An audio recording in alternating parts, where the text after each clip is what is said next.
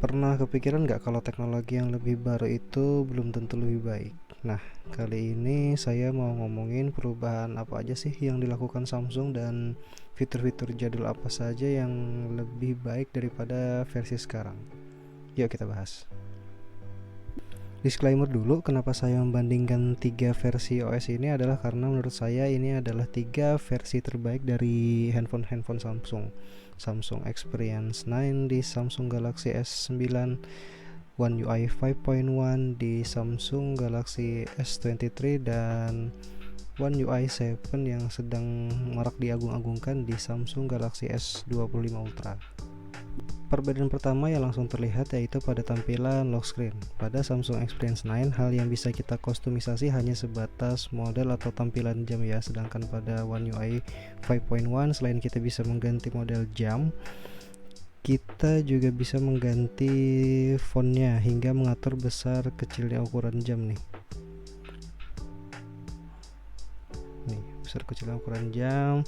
Nah, yang paling advance yaitu pada One UI 7. Tidak hanya untuk kustomisasi tampilan dan widget, tapi kita juga bisa mengganti ukuran font serta menggeser posisi jamnya kemanapun yang kita mau.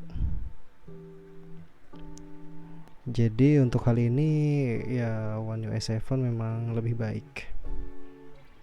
Berikutnya yang terlihat berbeda ialah icon. Untuk selera saya pribadi, menurut saya icon pada Samsung Experience 9 adalah icon terbaik Samsung, bahkan jika dibandingkan dengan versi terbarunya sekalipun.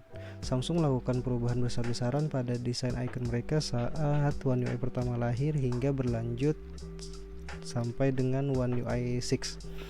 Untuk selera saya sih, menurut saya icon pada One UI Samsung ini terlihat lebih childish, berbeda sekali dengan Samsung Experience 9 yang terlihat lebih dewasa dan profesional.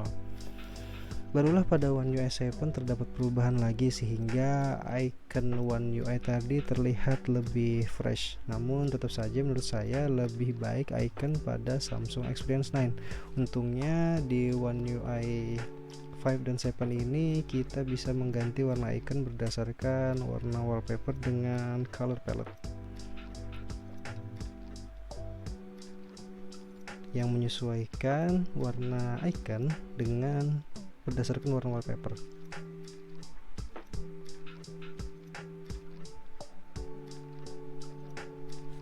Nah, kekurangannya di sini untuk icon-icon yang berubah itu lebih ke icon first party apps ya. Untuk aplikasi third party nggak semuanya bisa berubah, jadi nggak semuanya didukung, nggak semuanya seragam.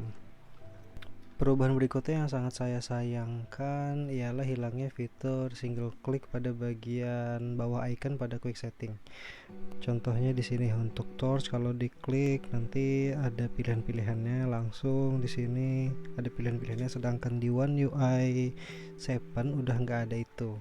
Harus press and hold baru muncul, dan itu nggak semua. Kalau di sini walaupun fitur-fitur semacam portrait tuh ada gitu-gitu. Terus misalkan dark mode ada, itu penjelasannya di sini isinya. Jadi semuanya ada, sedangkan di sini nggak semuanya ada.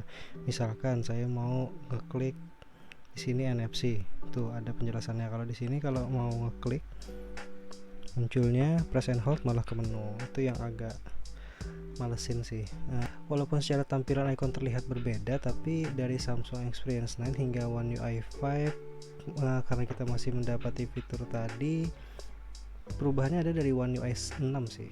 Jadi dari One UI 6 hilang, Samsung menggantinya jadi press and hold yang tadi, dan menurut saya tidak sesatset dibandingkan satu kali klik sebelumnya.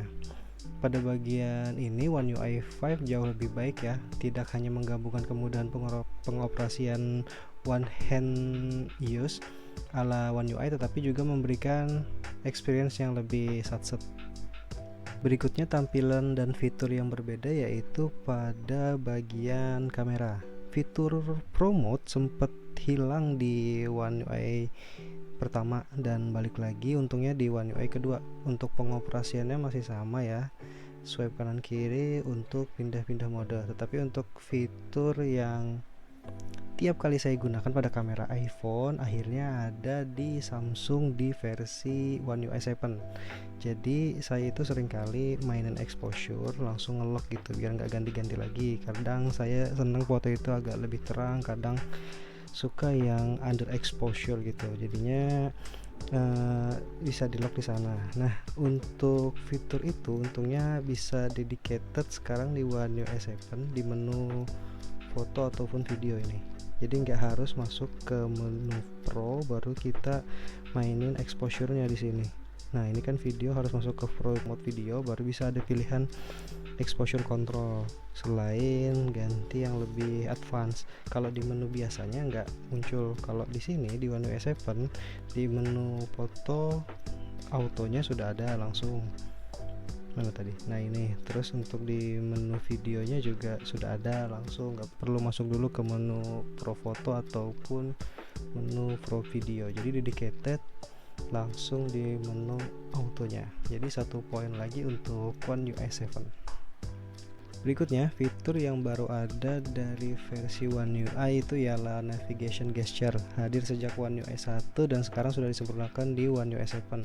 Untuk recent apps, multi windows dan pop-up windows itu menunya masih sama, hanya saja terdapat perubahan pada beberapa letak dan tampilan. Untuk recent apps itu di Samsung Experience tampilannya vertikal, sedangkan di One UI itu horizontal, dan baru ada perubahan di One UI 7 yang seperti tampilan stacking.